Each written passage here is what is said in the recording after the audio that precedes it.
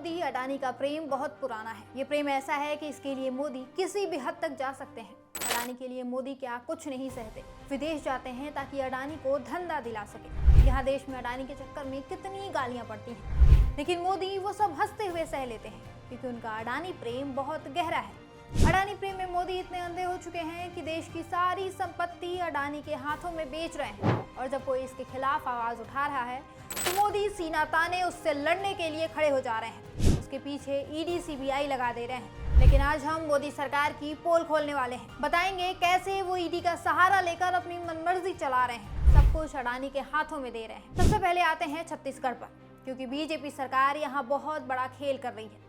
पहले इसने राज्य के सारे जंगल जिन पर आदिवासियों का हक था, वहाँ की जनता का हक था, उसे अडानी को दे दिया।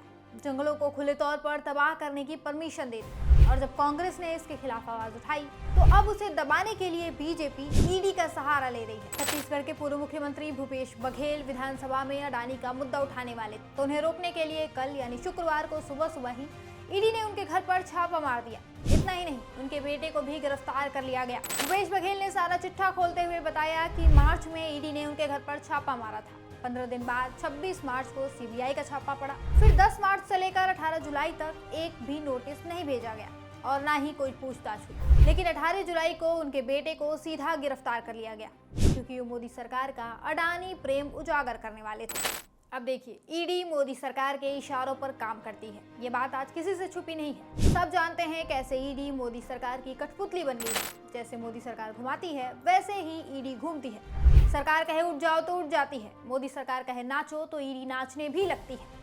अभी मार्च में ही ईडी को लेकर एक बहुत बड़ा खुलासा हुआ था।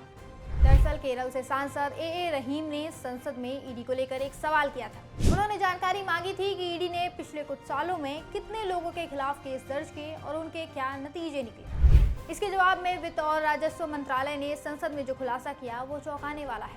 दरअसल संसद में सरकार की तरफ से बताया गया कि ईडी ने पिछले 10 सालों में 193 सांसद, विधायक और नेताओं पर केस दर्ज किए, लेकिन इनमें से सिर्फ 2 के खिलाफ आरोप साबित हो पाए। बाकी के मामले वैसे ही चल रहे हैं, क्योंकि ईडी के पास कोई खास सबूत नहीं है।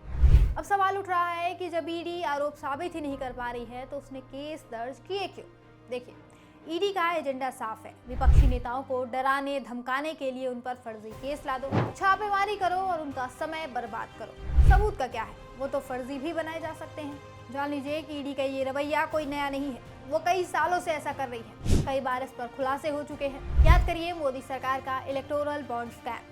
इस स्कैम में मोदी सरकार का ईडी ने भरपूर साथ दिया। पहले कंपनियों पर ईडी ने छापे मार दिए, उन्हें परेशान करने लगी। फिर जब उन कंपनियों ने बीजेपी को चंदा दिया तो उन पर लदे केस गायब हो गए। उस समय बीजेपी ने उन कंपनियों से भर भर कर पैसा लिया था, जिनके खिलाफ ईडी, सीबीआई, इनकम टैक्स छापे डाल रही थी। छापे के तुरंत बाद बॉन्ड दिए गए। इससे पहले 2022 में भी ईडी को लेकर एक बड़ा खुलासा हुआ था, जब इंडियन एक्सप्रेस की एक रिपोर्ट ने इसके पोल खोल दी थी।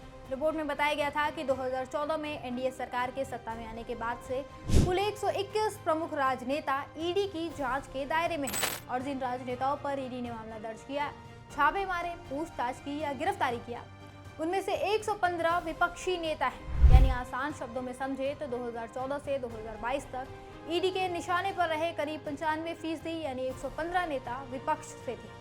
इतना ही नहीं, कई विपक्षी नेताओं पर पहले ईडी या सीबीआई ने छापे मारे, उनके खिलाफ केस किए, लेकिन जैसे ही ये नेता बीजेपी में शामिल हुए तो ऐसा लगा जैसे इनके पाप धुल गए हों। इनके खिलाफ सारे जांच या तो खत्म हो गए या फिर ठंडे बस्ते में चले गए। चाहे वो अजित पवार हो, शुवेंदु अधिकारी हो या फिर असम के हिमंता बिस्वा शर्मा, सभी के साथ एक जैसी घटना हुई। इन सब खुलासों से एक बात तो साफ है, ईडी मोदी सरकार की कठपुतली है। जब भी मोदी सरकार पर कोई आंच आती है तो वो ईडी, सीबीआई जैसी सरकारी एजेंसियों को आगे कर देती है। अब जब छत्तीसगढ़ में मोदी सरकार की चोरी पकड़ी गई है तो वहां भी इसने ईडी को आगे कर दिया है।